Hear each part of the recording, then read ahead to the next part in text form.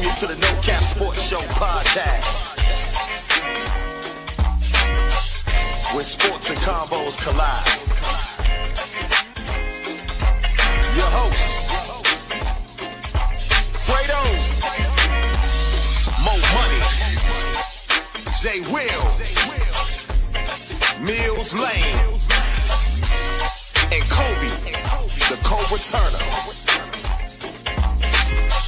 Authentic, unapologetic, no edits, no cap.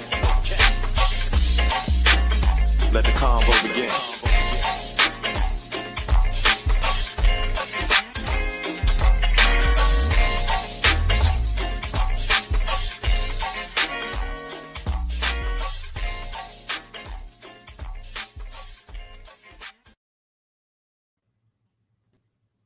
The No Cap Sports Show podcast. I am your host, Fredo. I'm your host, Mo Money. And I'm your other host, J Will. What's up, J Will? What's up, Mo Money? How y'all doing today, fellas? Doing good, man. How y'all boys doing? I don't know, man. Look like it's the big three tonight, baby. Hey, Jay, you running point, man. You running point tonight, man. Oh, Mo, what's up? You coming off screens? What? Tell me what I'm doing. Man. Hey, let it fly. Rebounds, man. Let it fly. Let it fly. Let it fly. Let it fly. Hey, don't hit no bricks like Russell Westbrook, though. I know. Man, my boy Man, I know, right? Everything good? Family's good? Oh, yeah. Hey, man, did y'all see the fight this weekend? This past weekend? Did I? I stayed up and watched every round, every second of that fight. Man, I knew it was going to be a massacre, so I caught the highlights on YouTube. I knew it was going to be bad. Hey, to be real, though, I mean, it really wasn't a massacre at first. Gervonta was losing, man. Through round 4, he was losing. Yeah, he was. I was surprised. He came out. I don't know if he was trying to feel him out. I don't know if he was like underestimated him, but Garcia was getting on his ass a little bit at first. Yeah. His counter is crazy. Like, I think Gervonta Davis. So I think he was feeling him out. Me too, bro. I think he underestimated that counter though, because he was trying to get in close. You know what I'm saying? And he kept it. And every time Gervonta jabbed, that counter was coming. I mean, and after a while, he caught on. Gervonta Davis is a great fighter. He's a smart fighter. You know what I'm saying? So the first 3 or 4 rounds, like, he was letting them catch him. It wasn't clean, but he was catching them a little bit with them counter punches. And then by round 5 or 6, man, he wore his ass down, and you could tell it was turning after round. He was hunting his ass down. I think the Meek Mill situation happened round 5, 6. It stopped early round 6. 8. No, I thought they went 2 more rounds after the altercation. I thought it was 1. Hey, you could be right, bro. I thought it might be 7. It might be 7. Maybe okay. The next round after that, he knocked him out. But boy, like right before that altercation, the altercation saved him. Matter of fact, it was 6. Because round 7, he made it through by the bell because the altercation allowed Garcia to get some of his breath back. Man, Gervonta was getting on his ass. I was smiling like that was my brother in there fighting. It's just like, it's a work of art when he gets, like, when he feels you out, bro, and he becomes the aggressor. It's ridiculous how sharp his punches is. Yeah. His deep, like, he was rolling his shoulders so crazy, and I'm like, oh my God, man, this dude is ridiculous, bro. Yeah, he gives me when it comes to that shoulder roll and filling fighters out, that's Floyd Mayweather all day long. It's just Floyd Mayweather with power. Right. He gonna knock you out. Especially exactly. But nah, man, I was thoroughly impressed. I wasn't worried. You're absolutely right, Jay Will. I was like, okay, you're right. Those first 4 rounds, I was like, okay, man. But then again, I thought about it, like, you know what? Nah, he's filling them out. Yeah, he's filling them out. And then you're right, especially after that little small little melee, he just went to work, man. He just straight went to work. Yeah. I've been burned. You saw highlights of it, bro. Yeah, I've been burned too many times by Gervonta Davis, man. I done bought many of that man's fights, and it wasn't pretty. You know what I'm saying, bro? He knocked him out too quick. Yeah, he knocked him out too quick. Get him out of there. That's $85. You don't like the knockout. I'm out of $80, man. So I said, you know what? I underestimated Garcia too. Stick. I was like, man, I'm gonna just catch the highlights. I'm gonna go to bed and watch it in the morning. You know what I mean? Because, man, what kills me though, I ain't even gonna lie to y'all. And this sound bad, but man, them undercards be killing me. Sure. Like, I will say though, Mo, it was some good undercard fights though. Boots Ennis fought right before Gervonta Davis. Boots Ennis is nice, man. I like Moose Okay, saying this. you said he's nice. I think he's nice. I like him, Jay Will. I was not impressed with him. Really? This particular fight, I was not impressed. I thought he fought down to the level of maybe his opposition. I mean, and he's still new in it. He's still new in it. He needs some more. He may probably need some more. Is he ready for Spencer Crawford? No, right no, hell no. He need to go ahead and cut that out. He needs a little more work to be calling out Spence or Crawford at this point. The way boxing work though, Fred, by the time he get to them, they'll be done. Yeah, it is. The part right there. But hey, fellas, while we on that, did y'all see that the Bud Crawford and Errol Spence fight is not happening? I saw that. No. The managers and the teams of both fighters, the fighters say they'll fight there regardless of the bag. They don't care nothing about how much the money is. The managers and teams on both sides can't get it together. One team want all the ticket money at the door. The other team want all the endorsement and promo money. Like they arguing about who gonna get what, and it's not gonna happen. Jay Will, that's the problem with boxing, man. It's these promoters. Yeah. They need to bring it back to the 80s, man, where everybody fought everybody, whether it was Sugar Ray Leonard, Tommy Hearns, Marvin Hagler, you know what I'm saying? Yeah. I mean, these guys fought, they fought, everybody. Roberto Duran. I mean, those were the days. I don't know what's going on with today's fighters, man. And I'm not saying it's the fights, it's the actual promoters. It's a money grab. Because the sport, like, I don't know, man. I was born in the 80s. I didn't grow up in the 80s. So obviously, but even in the 90s, I don't remember this many damn belts. No. Like, this seemed like they got everybody a champion, bro. Right. Exactly. Come on, man. Belts. Like, you had to go WBO, through somebody WBA, to get a belt. That's the problem. Like, you could duck and dodge. Man, this belts I ain't never heard of. Bro, they got belts for certain cities. Like what? Las Vegas champion. Like, what is man?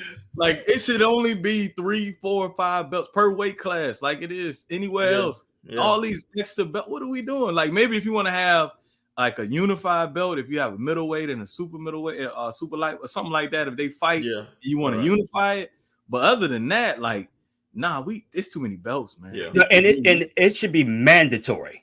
It needs to go back to being mandatory, meaning that if I'm Crawford and you Spence, it's mandatory that we fight each other. And that bag needs to be figured out. Like, you are robbing the sport for not letting that fight happen. Like, it's crazy. It's crazy. Well, at the end of the day, though, they robbing their legacies.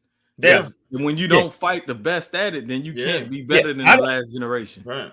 I agree, bro. I don't want to see them fight 3 years from now. I'm not interested. I want to see them fight now. And both fighters want to do it. Both fighters have said they don't care nothing about how much money it is. Them boys really just want to fight each other. They don't care. And what y'all think about that? What y'all think about that brief little melee? Doing man, did y'all see what it was about? Garcia what was it about? So Meek Mill put on Instagram that they at first it was just a debate, like they was just talking, and Meek was like he'll bet that the fight won't go 12 rounds. Well, the boxer, whoever it was, he got into it. Ray Russell Jr. Was saying that it will go 12 and Tank will lose. So you know how it was like, well, bet this, you know what I'm saying, bet that. So supposedly the boxer said something crazy, right? So Meek Mill said, like, we'll get you touched right now. And that's when it just blew up. You know what I'm saying? Because Meek had like 30 dudes with him. Yeah. And he was like, we'll get you touched DC. Right now. You know what I'm saying? Like, and the boxer, so the boxer, he gonna stand, he had like 3 homies with him. So they ready for whatever. It's his brothers. Well, his brothers, you know what I'm saying? And then Wallow come over there trying to break it up. Well, in the midst of that, some dudes tried to bully Steven Jackson and his wife out of their seats. Y'all saw that?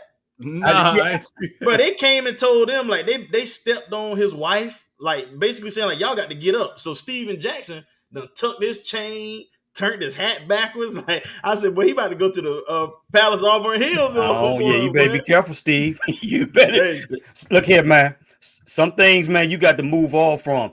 I don't know. Yeah, I heard a different story, Jay Will, in terms of that, bro. But I mean, who knows? Well, yeah, that only was thing what I know is this. Yeah. Only thing I know is this. Yeah, Meek, you gotta know where you at, and then not only that, bro.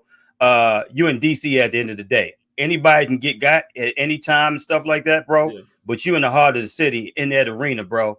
And yeah, them cats ain't fake. Yeah, I mean, you're 30 of your members and stuff like that against what 19,000 other people. I don't know, but you know. Yeah, you ain't. Yeah, you're not. You tread lightly, bro. You ain't ready for that. I don't know what took place. There's different stories and stuff like that, but yeah, you gotta tread lightly, bro. When you're going after a professional boxer. Yeah. Real. Right, right. Yeah. You gotta know when to hold them. You gotta know when to fold them at the end of the day, bro. Yeah. I mean, you know what that remind me of a Boondocks episode, man. You know, like it's an N-word moment, man. And it just be like that, like something simple. Yeah. Like we about to kill each other over a bet, bro. Like, Right. He Like, said bro. he was saucy off the alcohol. Oh, really? Yeah, he said they had a little bit. He said they had a little bit too much to drink and stuff like that. Man, I get it. You're a little saucy and stuff like that. You just gotta tread lightly, bro. Yeah, I mean, man, many men have lost their lives for less. So Yeah. you better have Yeah, it somebody is, on your man. team to be like, all right, man, we good. Let's just get them out of here. Them egos, man. Yeah. absolutely. All right, guys, bear with me for 1 second. I'm gonna pull up something right quick. I want to get your thoughts on this, okay? All right.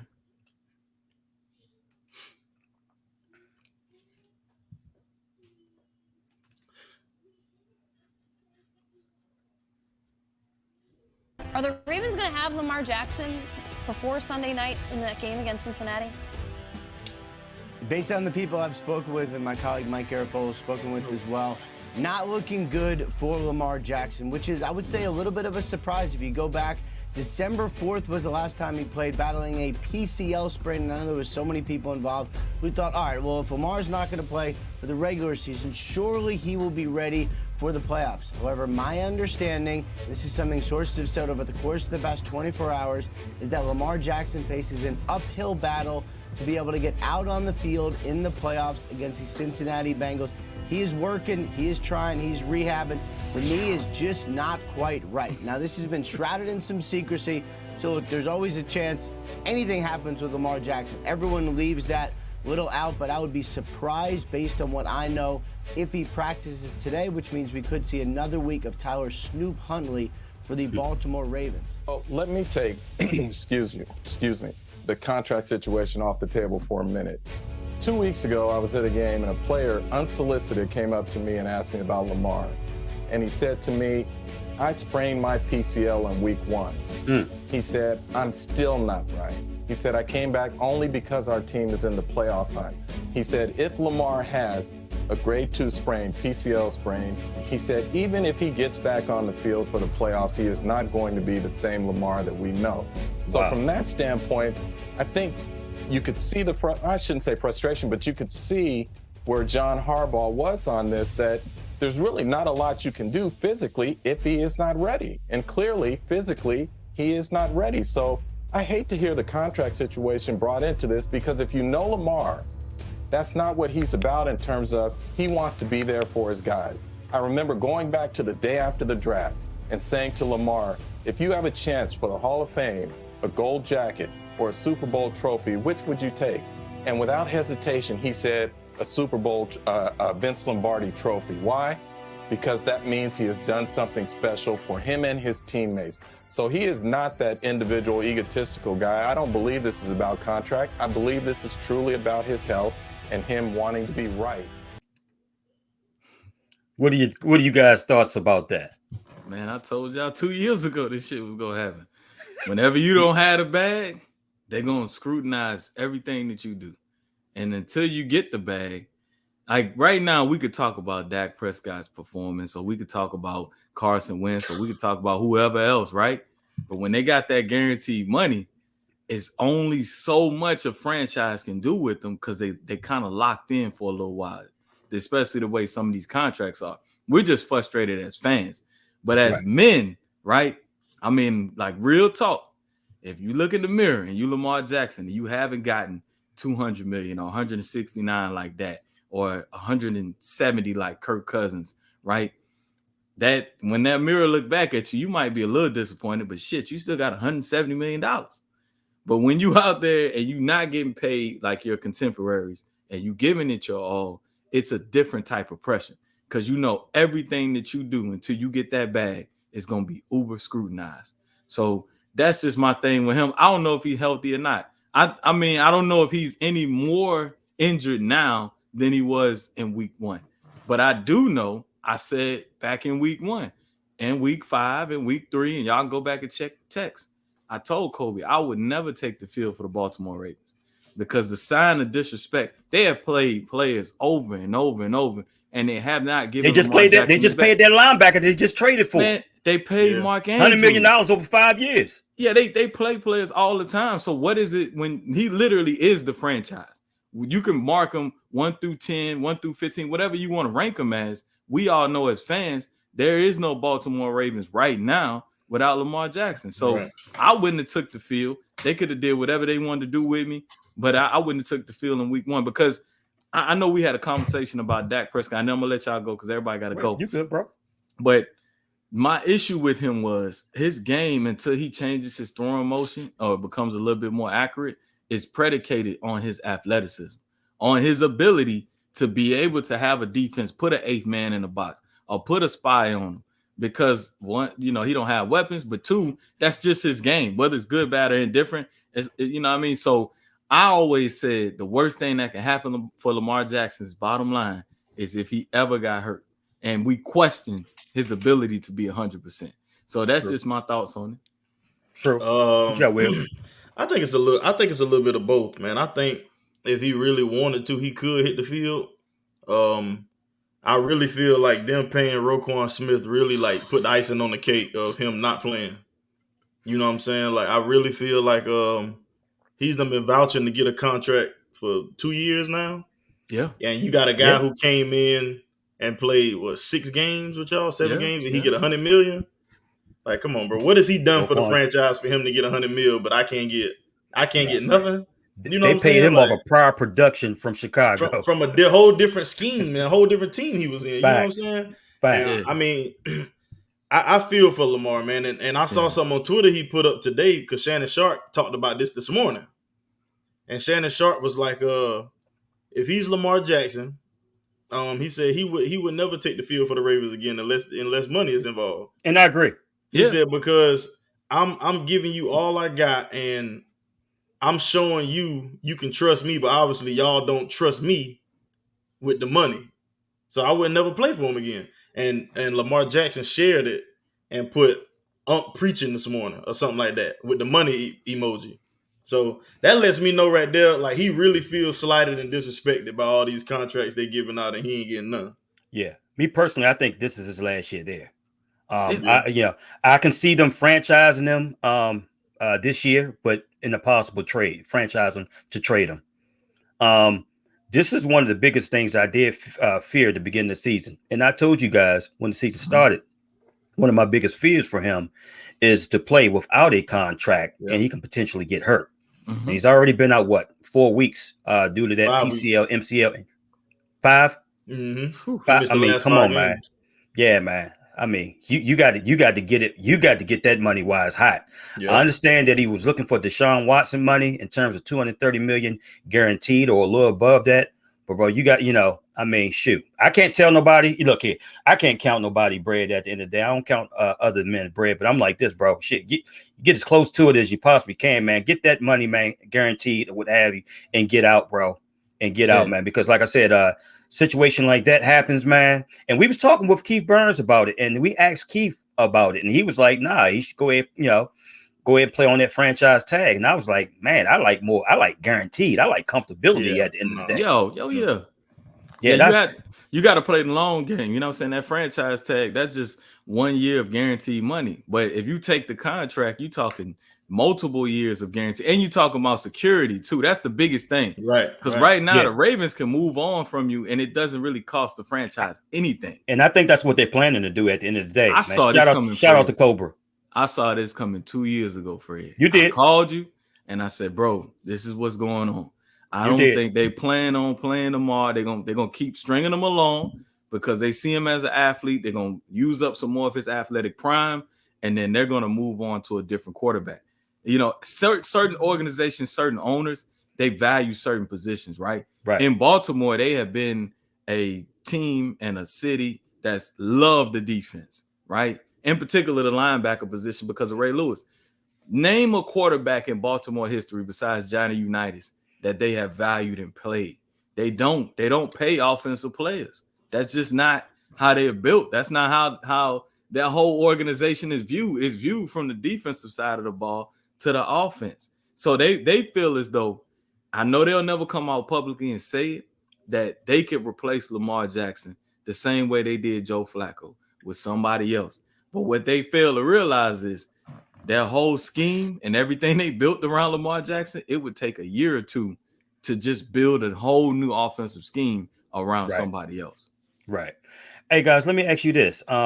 We just found out that Lovie Smith just got fired from the Houston Texans the other day, right? Now, take a look at this, man. This is somewhat disturbing to me. And I don't know if it's disturbing to you guys, but okay, the Houston Texans have fired 2 African-American coaches within the past 2 years. How you feel about that, guys? I'm like, I mean, what are you hiring these? I mean, what are y'all doing as an organization? I don't understand. Are you trying to meet the Rooney Rule requirements? What is it? Yeah, I think it's just another case of them sticking an African American in a shitty position and firing them when he can't get you out of it. Like you basically it's basically crash dummies. You setting them up. You know what I'm saying? They don't get handed no great situations when they walk in. You know what I'm saying? Black coaches usually are handed a shitty situation. And it's up to you to figure it out. If you don't figure it out, your ass out of there. Yeah, I mean, and two, it's a double-edged sword, man. Because if you don't take the job, then they're like, well, we offered them a such and such job. But I said this a couple years too, man. Like the Mike McCarthy's of the world are kind of they're kind of messing things up, man. I think that Eric Bieniemy should have got an opportunity. What's up, Ebony? To quarterback our team, sort of say, because you had blackballed. I don't know the situation because I don't watch enough. He's been interviewed probably about 57 times, man. And whatever that is holding him back from. He didn't turn somebody off. I don't know what it is, bro. What's good, Ebony? It's sad because I think he's a pretty good. I mean, he's running a good offense. I know Patrick Mahomes there, but is he actually running the offense, or Patrick Mahomes is running the offense? Well, this is why I'm gonna come. Andy Reid. No, I think it's him too, because before you had Patrick Mahomes, Eric Bieniemy was on staff when Alex Smith was there. The offense is better now with Patrick Mahomes, but the offense been top 5, even with Alex Smith. And Alex Smith is no Patrick Mahomes, but they were always producing. So I think Eric Bieniemy should get a shot. Shit, these other coaches get shots, and they're not good. I'm looking at the Green Bay Packer coach. I don't know what the hell he's doing. He's ruining a legacy. I don't know what nobody in their organization doing. LaFleur. Yeah, I don't know what. So if he getting a shot, give my man Eric Bieniemy a shot. At least give him a chance to flame out. Come on, man. You know what that is all at the end of the day. Go ahead and say it, Mo. Stop pump faking. You know what that's all about, man. You know what that's all about. Even when you see these retreads come back and forth, you know what I'm saying? You know exactly what that's all about, man. It's not right. You know what? I'll tell you what. If Sean McVay walk away, I guarantee you the Rams will interview a slew of African-American coaches because that franchise is dead in the water. Right. Aaron Donald probably going to walk away. He gonna have I think he's going to walk away anyway. I think he's retiring at the end of the year. He said that. And he's going to have Jalen Ramsey, Allen Robinson, who looked lost as hell, and Cooper Kupp. That's literally the team. With Baker Mayfield as your quarterback. Yeah. Let me tell you something. McVay's smart, man. Yeah. You know why McVay leaving. I mean, because he know they ain't shit. And the fact of the matter, they gave up all those down draft picks or what have you. I mean, they don't have nothing. They don't have a pot to piss in the window to throw it out of. Only thing they have is a championship that they won last year. Yeah, that's it. Other than that, he see the writing. He see the writing on the wall. So he's like, you know what? I got to come up with an exit strategy. He's already given his staff permission to go ahead and interview with other teams right now. So what's that telling you? Yeah, I mean, and then he has a cushy TV job waiting for him. Hell yeah, I'm gonna put something on y'all mind, man. And I said this many times about Jerry Jones. Does it piss me off as a Cowboy fan that we're kind of mediocre? Yeah, but you know what happens with mediocre? You never up, you never down. Your bottom line is protected. If you look at a team like the Rams, the Eagles did that shit again. Look at the amount of free agents that they have on their roster. Like 90% of their defense are free agents. What's up, cuz? What's up, cuz? Most of their free agents are defensive players. So they are good this year, but it's not going to be sustained success. And especially after they play Jalen Hurts. Right. I don't know. It's just sad, man. Like none of these white coaches get fired after 1 year or 2 years. You know what I'm saying? When they are in way better situations. Like literally, you got coaches that step into a dream job and can't do nothing with it, and they get multiple chances. Like, how many years was they gonna let Jason Garrett waste talent on Dallas? If they finally fired the guy, you know what I'm saying? Like, he was 500, bro. Like, that's what Jerry Jones wants. But he want yeah, right. That he want mediocrity, bro. He want a yes man and somebody that's gonna keep us 500, bro. Like, hey, you know what it is, bro? Jerry Jones is the ultimate businessman, man. We are good enough to get motherfuckers to buy merchandise, for us to talk about them and be like, hey, bro, we got a shot, right? And then like the other. So what did you guys? How did you guys feel about Sunday when you guys lost to us? Did you guys feel away? I mean, was you guys like? I mean, honestly, I know what it is. If you played sports before, we could say all these cliche shit and oh yeah, they got to get up for everybody, bro. I'm trying to tell you, if you know the playoffs is on the line, and you ain't trying to get hurt, and you looking over there at the other side of the field, you looking at Sam Howell, bro, like, and you saying, all I got to do is go out there, half step it. They don't have their best players, and we should be okay. It's not the way that most fans want to hear it, but I'm telling you, man, I done put on that helmet. It happens. Yeah. It happens, Mo. No, don't, Mo. Stop. It happens, bro. It Stop happens, it, Mo. bro. I need you to take off your Dallas Cowboy helmet right now. Hey, and hold on, bro. I know. I need you to give me the real. I need you for real because I need you to be objective. The fact of the matter is this. Hold on. Yeah.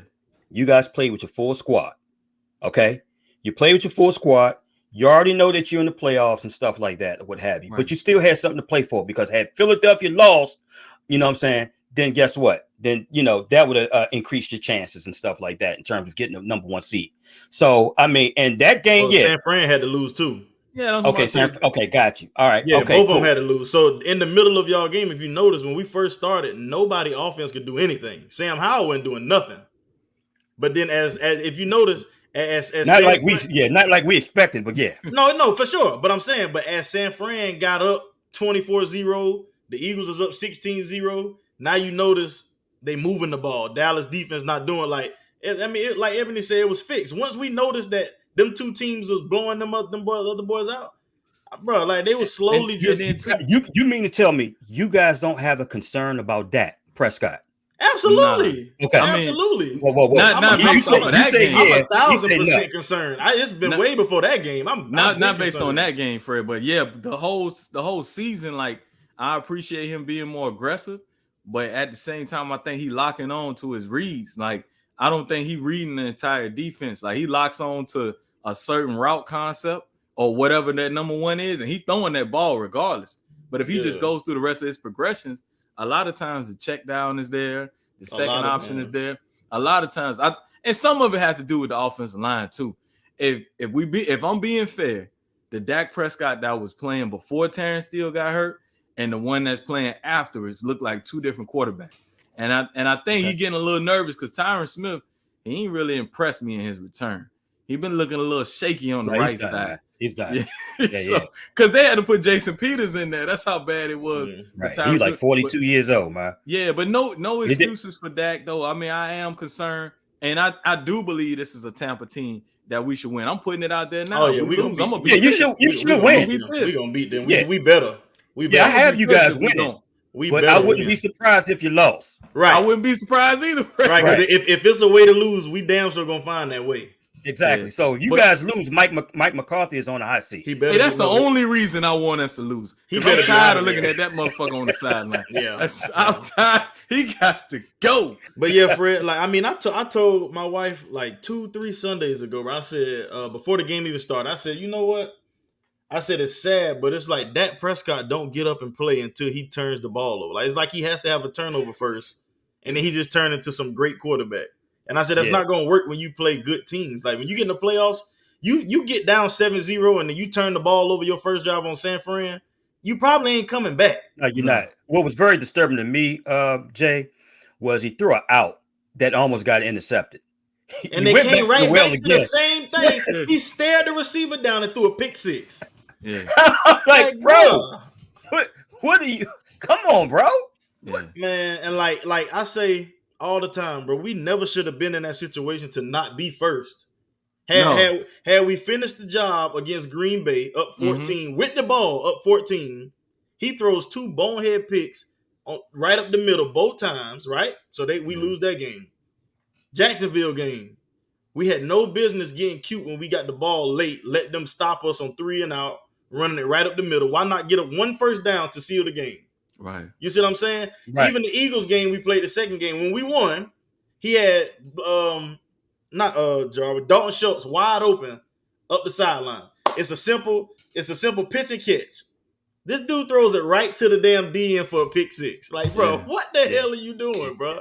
Hey guys, let me ask you this: Do you guys think this is Aaron Rodgers' last year in Green Bay, or just last year playing football? Period. In Green Bay, yeah, it's done. He told you. Yeah, he's done. In Green He Bay. told you. When Jameson Williams asked for his jersey, he said, "Nah, I gotta keep this one." He told you. That's my last time putting on the Green Bay jersey. I gotta keep this one. Yeah, especially with the Raiders saying they getting rid of Derek Carr, he got a chance to get back with Devontae Adams. And on his side of town, because he's a West Coast kid. Yeah, it makes too much sense. And I mean, the conference is kind of tough. Like, I'm not gonna lie to you, that going against Pat Mahomes. But A-Rod like that though. Yeah, he do. And the team is talented. They just need to bring back Josh Jacobs. They got some talent. Oh, they gonna pay him. They gonna pay that. Yeah. But you think they're gonna pay Josh Jacobs? Hell yeah, they better. They better. Or they talking about it right now. I heard they was in talks for a big contract extension. Okay, all right. The Raiders are Aaron Rodgers away. If he come there and play like A-Rod, I mean, you got Darren Waller at tight end. You got Devontae Adams. Yeah. What's the little receiver? Hunter Renfro. Yeah. And then he got my man from North Carolina, Hollins. They have a good offense. It's just Derek Carr just sucks. I mean, the defense is straight. I'm not convinced of it. I don't like their coach, man. I think he's a bit overrated. I just think he's just an offensive coordinator. I'm gonna be honest, Fred. Like, I watched a lot of Raiders games because that was like my dark horse. Plus, I love Devontae Adams, man. I like his mentality, the way he run routes. Man, Derek Carr really do suck, Fred. Like, I'm not bullshitting. I'm not disagreeing with you right there. It was some games, Fred. Like, he literally threw them out of the game. Like, guys, let me tell you something. Look, you have fans here that's clamoring over him, talking about something. Hey, man, if they release him or if we can make a trade, I'm like, are you serious? And obviously, you do not know football. Hey, look, hey, Fred, you gonna hate me for this. He would be the best thing for y'all since Kirk Cousins, though. As much as he stinks, as much as you hate him, he's better than what you have. I promise. I rock with Sam Howell before I rock with him, man. I'm sorry. It is no freaking. Hey, let me tell you something, guys. That's our problem, man. In this organization, we take on other people's trash, and that is not, that is not conducive to winning in terms of this particular organization. So we don't want them. We let them go anywhere else in the world, but with us, Fred, hey guys, you see that? Real quick, what you think about y'all decision in week 17 to put Carson Wentz back in when Heineke had you rolling? It's the stupidest damn decision in American history. Bro, you win that game, y'all could possibly be in the playoffs. What we doing? Yeah, but you know what, bro? I said this the other day, Jay Will, and I was telling Mo. I think I was telling Mo about this. Ron Rivera is a great leader of men, but in terms of coaching, making decisions and stuff like that, making organizational decisions, it's not it. It's not it, man. I think the game is passing by. I don't know what. See, I think he did that to try to justify trading for him. You know what I'm saying? Just to try, because if Taylor Heineke balls out like he was before, but I'm not going to give him too much credit because he has some deficiencies as well. But just think about it. If Taylor Heineke was to continue to ball out, it actually makes Ron Rivera and staff look bad in a sense, meaning that you gave up 2 picks, 2 high, two third round picks, and $28 million to pay for this guy. Are you serious? So it makes him look bad, from a organizational standpoint, and he's trying to justify that. That dude Wentz said he was refreshed and threw a pick the first play of the game. Come on, man. Everybody, we knew this. We knew this story in the in the beginning when we traded for him, right? We knew it. We knew it. So neither one of us is shocked. We understand football very well. Carson Wentz gonna be a 30 for 30, man. I think something wrong with him mentally. Yeah, me too. Mentally, it's not there. You think it's it's like not some there at all, Andrew man. Luck type thing? Remember how he retired just out of nowhere? Yeah, I think he needs to go. I think it's something like I don't know if it's because of the leg or what, but I think mentally he done checked out because physically he looked the same. His Exactly. mechanics are the same, but exactly. mentally He just don't see the field at all. He just don't see the field at all. He does not see the field. And you know what's crazy? This is what Chris was crazy about Carson Wentz. He played so much better than Matt Ryan in Indianapolis. That's what's crazy about Carson Wentz. Yeah. They should have gave him another shot, right? Right. You can talk about our franchise. I mean, Indianapolis is another one. Yeah. When you got ownership, you know what I'm saying, making decisions in terms of, getting rid of another quarterback, that the quarterback that you traded for, which was Carson Wentz previously, and then trading for, Matt Ryan. And guess what? The results were worse. Yeah, so, it made no sense. And then you hired Jeff Saturday. Think about that, bro. You fired your coach.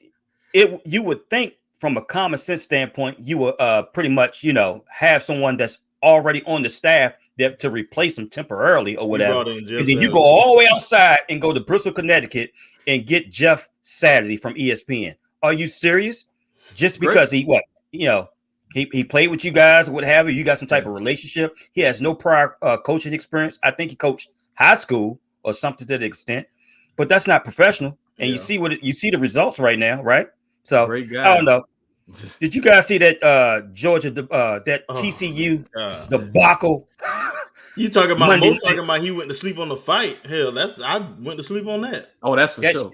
That's for sure. That's terrible. Like that right there shows that the committee need to switch up whatever they do with this. Like you cannot sit here and tell me Alabama was not better than that TCU team. I don't care what kind of meltdowns Alabama had out the year, bro. TCU was not a top 4 team in the country. No, they wasn't. Man, they were like a Division 3 team out there, man. Bro, they lost their conference championship game, and still got in. To Kansas State, who we pretty much boat raced. Yeah. You know what I'm saying? In the Sugar Bowl.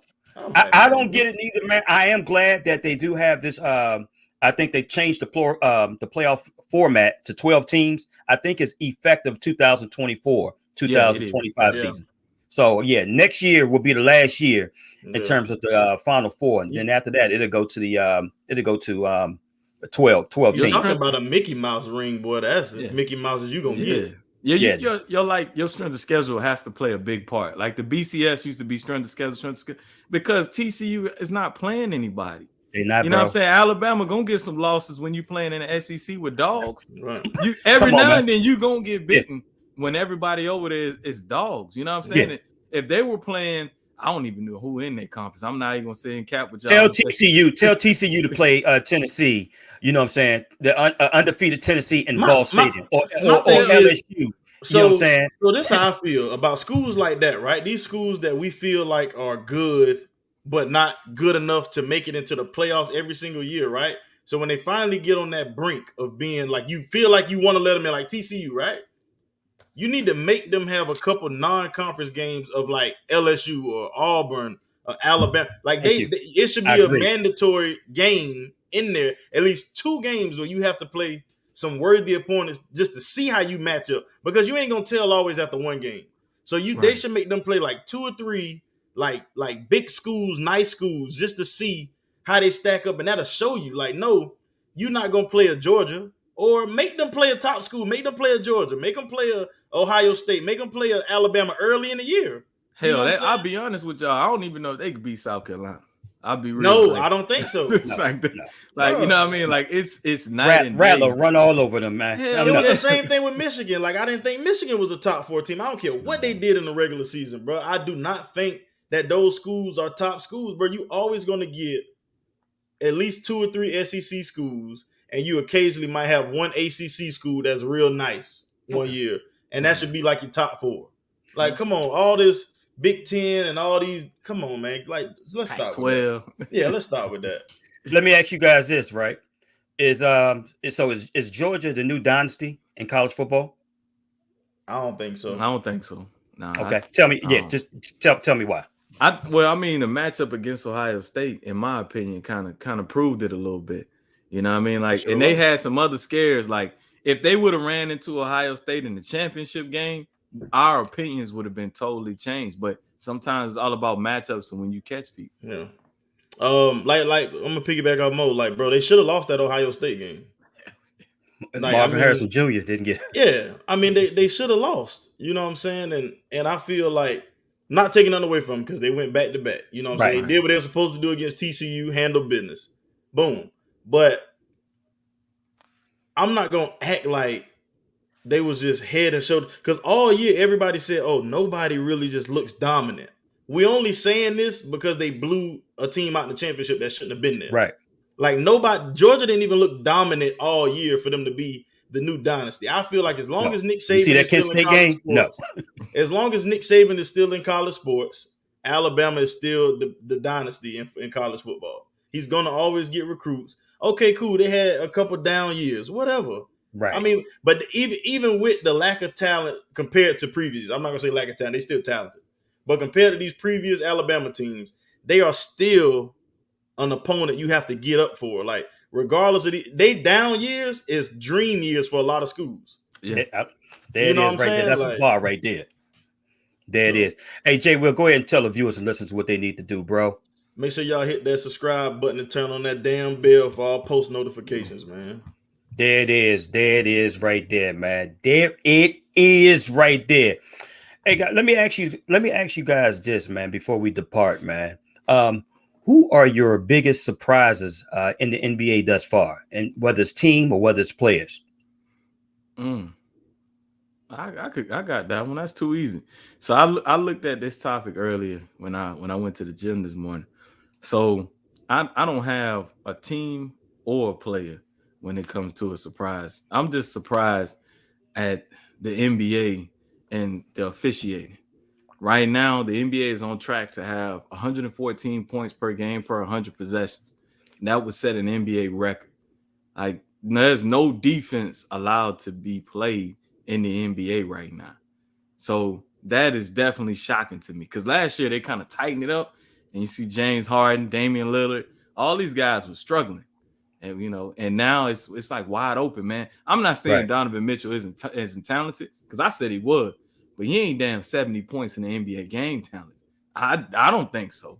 Not against other guys. Just dropped 44 last night. I think so, though. I think so. He's talented, bro. I think he's very, very talented. But I'm going to tell you what. If you were allowed to touch him, because he's a smaller guard, he wouldn't be putting up 44 and 7. He'd be putting up 30, 35. But not 44 and 70 on the regular, though. Yeah, you know how the NBA is designed right now, Mo. It's pure offensive, bro. Bro, the Heat shot 40 free throws last night. And made all 40 of them. 40 for 40 from the line. What are we doing? Like, because the other thing, I understand they won't flow and everything. Like, but if they were to allow these guys to close out airspace, you wouldn't see as much scoring as you do, especially from some of these guys that aren't like that. Because Donovan Mitchell is too small to score like that. Yeah. If you were allowing like the guys like Ben Simmons, my man Matisse Thybulle, and these guys to get up in their airspace and close it, they wouldn't be scoring. It'd be a lot tougher. The other thing, since we said 80s team and 90s play, basketball, buddy. Yeah, or even early 2000, they played true story. So the other thing is the parity in basketball. If you look at the standings right now, which I did in the Western Conference, I think the Lakers are in 12th place. They're a game and a half out of the 6th seed. Like, that just lets you know there's a whole lot of parity in basketball. And the main culprit is teams is the Minnesota Timberwolves trade. It's the Minnesota Timberwolves trade reset the market. They really did. Yeah, so teams couldn't get off like the Bogdanovich trades, or even right now like a Cam Red. They can't trade anybody because they reset the market in the wrong direction. So the teams that really need to tank for Wemby, they can't until they reset the market again. I'm just surprised by the parity and the lack of defense. And then I'm gonna put something on y'all mind right now. I want y'all to pay attention to some of these teams because in the playoffs they're gonna let the defenders do what they do. Some of these teams that are soft, and Fred, one of your teams is one of those teams. And till they get an enforcer in there or they get that rebounded, they're gonna go home quick. They're gonna make a move. They have to, because the issue is right now it looks great when it's free flowing. The game not slowed down. The playoffs, especially in that second round, you definitely Yeah, you definitely gonna have to buckle down. I ain't gonna lie though, Nick Claxton been playing some damn good basketball so far. Hell yeah, He without a doubt, protecting bro. that rim like crazy. Yeah, we just need more depth. We need more depth and more girth. Yeah. Pause. Yeah. You know what I'm saying? It's the depth for me. But go ahead, Jay. Yeah. Nah, my biggest surprise, man, has been the Pelicans, bro. Like I knew they would be good. I didn't think they would be this good with battling so many injuries, though. Like I really feel like Brandon Ingram ain't played in 21 games. Right. Zion done missed like 12 games. You know what I'm Shout saying? out to Willie Green, man. Yeah, but you know what I'm saying? CJ McCollum and them, like they holding it down with a bunch of guys who, I mean, you don't really. That's just what it is. Really a bunch of guys. Like, let's be Jags. real. Like, right. I mean, and they holding it down. Same thing with Memphis. I always say, like, outside of Ja and maybe Jaren Jackson, like they just got a bunch of guys. Like, granted, they play well together. It's a bunch of great role guys, but they don't got no big names, and they holding it down. Yeah. Jay, well, you know who balling? And people don't give this guy credit. That guy, Laurie Markison, out of Utah. Hooping. Oh, man, he is, my goodness, man. He out there barbecuing people, man. Yeah. Killing, bro. Gosh. He finally got an opportunity for an offense to be geared around his skill set. That's what it takes in the NBA a lot of time, man. Like, you just got to get them guys the right type of role and the right system and allow their talents to shine. That's really all it is. Okay, but that says what does that say about the people that draft the previous team that drafted them and another team? What we talking about Chicago in terms of their scouting department? And then why would you get rid of why would you get rid of talent like that? Go ahead. I'm sorry. It's when you have instability within the organization, you're not on the same pace because one regime drafted him, and then now it's another regime there. They're not on the same page. So then this other regime, they come in, they bring all these free agents, or they overdraft the position because you drafted Laurie Marketing and Patrick Williams at the same position. And also in Chicago, you had a front court that was crowded because at one point Daniel Gafford was in that front court. Yes, before did they have Bobby Portis in Chicago? Yeah, Bobby Portis was there too. And Mirotic. They had a bunch of they had a lot of 4 or 5s in that. So they just overdrafted the position. And now he can't shine because he's competing with guys, believe it, they're probably better than him in practice. Or whatever the case may be. That's true. You know what, guys? Something's bothering me, right? Obviously, you guys know that I'm a Wizards and a Brooklyn Nets fan. I'm only a Brooklyn Nets fan because, like I said, KD. I go where KD go. You know that. Right. KD can play for the Nashville Nachos. I'm a fan of that team. So that's that. That's number one. I go wherever KD go. I had to put that out there. But you know what, man? I can't stand these damn Wizards, man. And that's my mob. I cannot stand them. It's getting to the point of hate in a sense, man. We drafted, man, and I don't want to take this out on a kid. You know what I'm saying? I don't. I know you exactly draft a kid. You had the 10th pick. You draft Johnny Davis out of Wisconsin. I already saw Johnny Davis. I know what he is.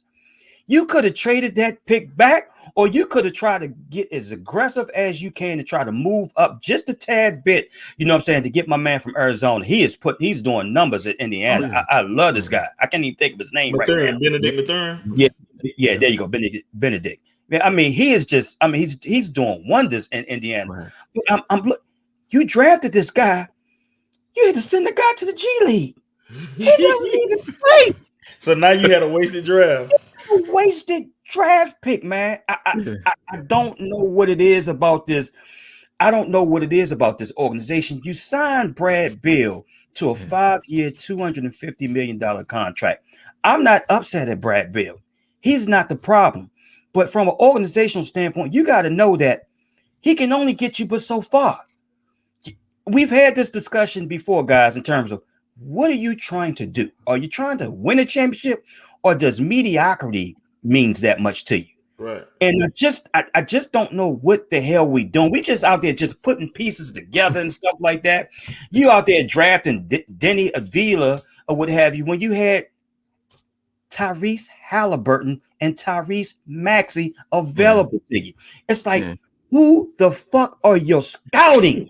Who is your scouting team? I don't get it.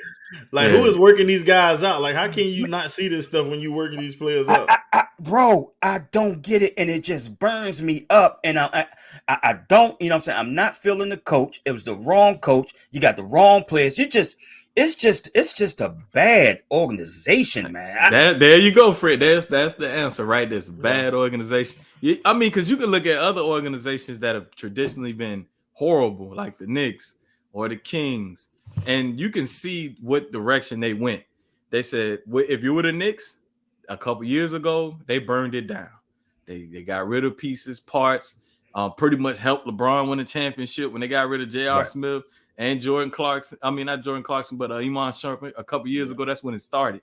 Then they started drafting players in the same age grouping, right? That's my problem with Brad Beal with the Wizards. He's 30 years old. Everybody else is in their early 20s or younger.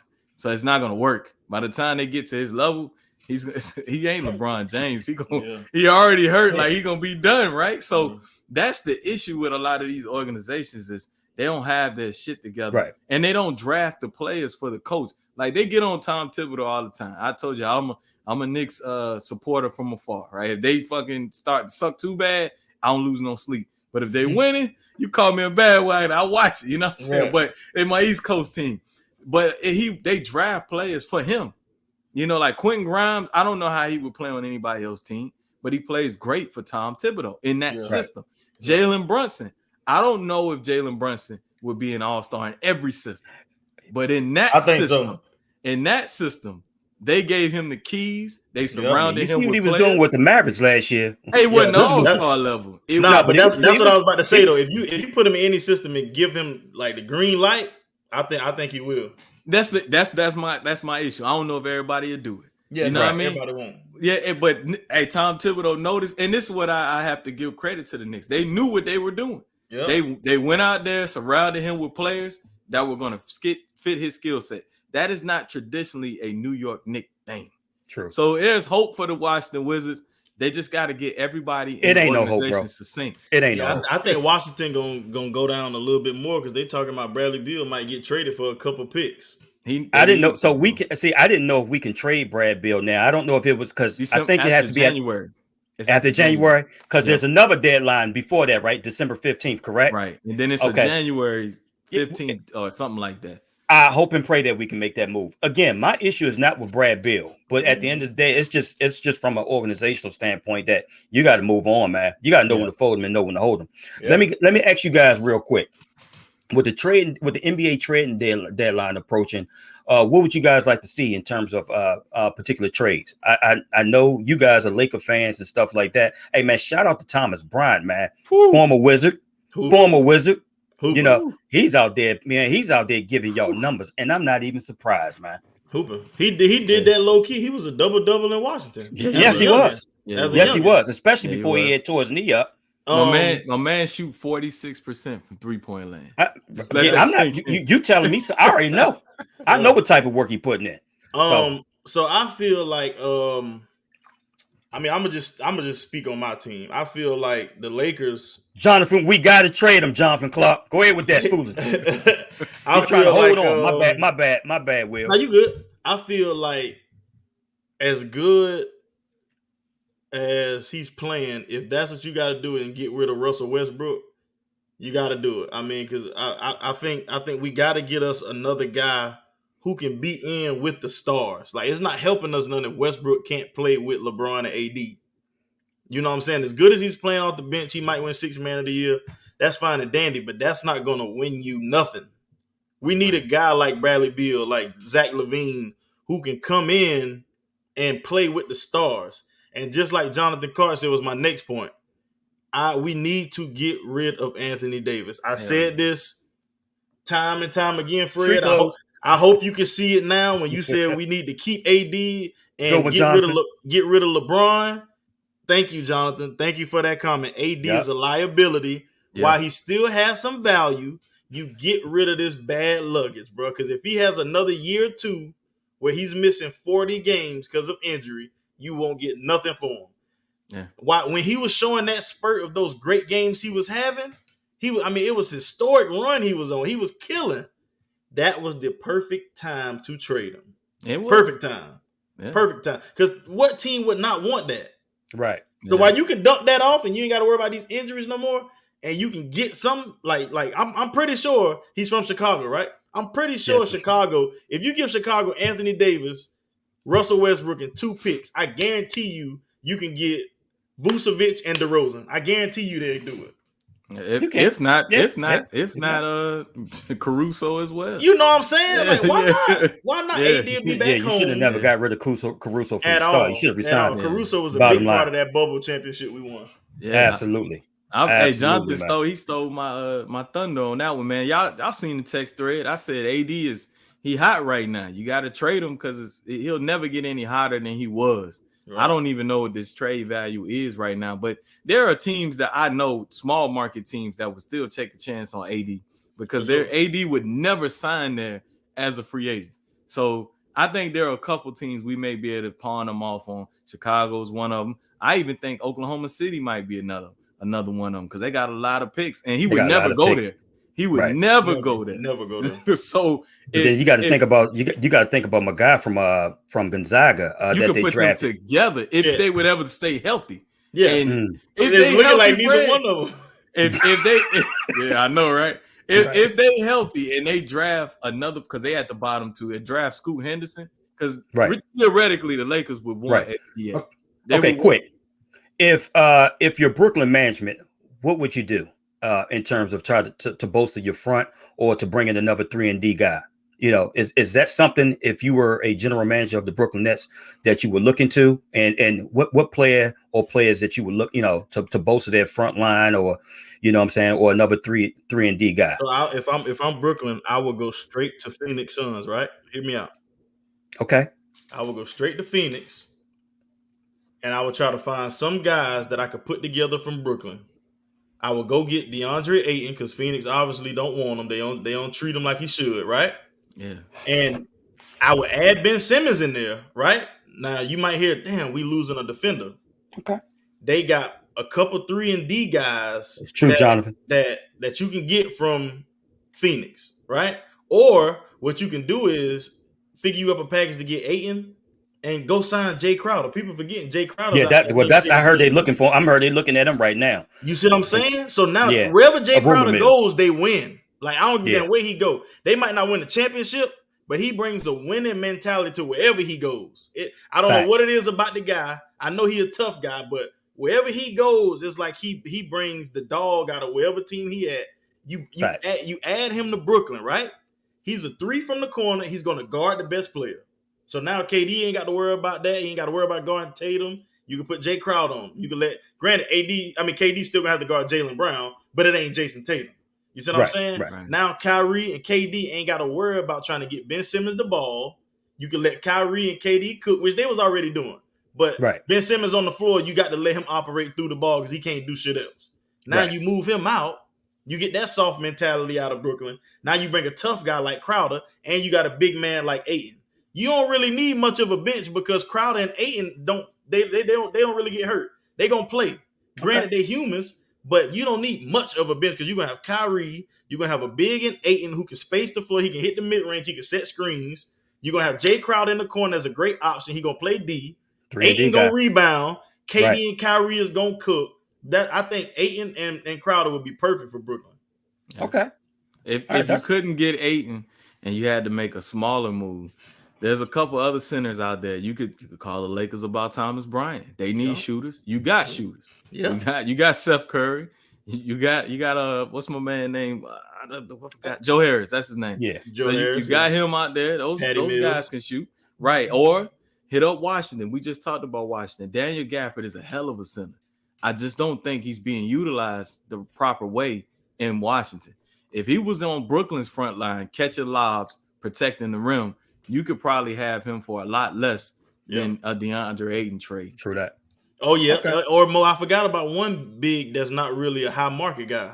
Miles Turner. You can go get Miles Turner. Who can hit the 3, block shots. You know what I'm saying? So sure can. Yeah, I don't know if Indiana gonna give him up right now though. They talking about offering him an extension at this point. Oh, really? Yeah, they talking about off-limit They extension. was talking about letting him go in the summer. He hooping Yeah, in the man. I summer. mean, you see how they playing, right? Hey, Well, they getting their ass whooped by the Knicks tonight. hey guys, let me ask you this before we close out. Thanks, And this big just time. quick thoughts, right quick. This got nothing to do with sports, man. I don't know if you guys. What's up? Hey, what's up, big time? That's He said right, Brian man. gives maximum effort. Sure does. Sure Yeah, does, he cuz does. you're absolutely He right. does. Do y'all keep up with this this royal palace jumbo stuff with like Prince Harry and Prince William, the brothers and stuff like that, man? Hell no, I'm American. I think the brother was putting out a book today, and he was basically saying that he was bullied by his brother, William, and I'm like, bro, shut the fuck up, man. I mean, man the fuck up, bro. I mean, teach him how to squabble. My wife keep up with that shit. Squabble. I joke with her all the time. Man. I say I don't give a fuck about them. We separated from them after the Revolutionary War. I don't give a fuck what they Yeah, do. no, man, I ain't gonna lie. I'm out I here ain't putting gonna lie. out I do memoirs bro. and stuff like that about him That getting boy his said ass a whooped by his memoir. brother. Hey, they went from Fred. They been having problems, bro. They went from owning like half the world, bro, to only owning like some shit the size of like less than Texas. That's Bro, it went talking from about Great Britain he to did just lines of cocaine and stuff like that. I'm like, man, who gives a shit? Britain. I give a damn about that, man. Go ahead with all that foolishness, Hey, man. they can stay dysfunctional. Like for all I just had to get your thoughts about that, man. Hey, Mo, go ahead and get us on out of here, bro. Man, I don't know how to get us out of here for you. Get us on out of here, man. You can do Okay. it. Get us All on out of here. Keep it short, sweet, and simple, bro. Okay, so this weekend, guys. Yeah, my wife say really more. Really more. Hey, this weekend we have playoff football, man, and enjoy it. Because football will slowly fade away after February. There will inevitably be an upset this weekend. Keep your eyes on the New York Giants. I believe they can beat the Minnesota Vikings, but we will talk about that and many other topics next week. So we look forward to y'all tuning in and seeing what we do next week. Bet. With that being said, guys, hey, good night. There are 4 fouls on the play. That's why it took so long. Running into the kicker, number 34 in the kick receiving team. Holding, Authentic. number 95 of the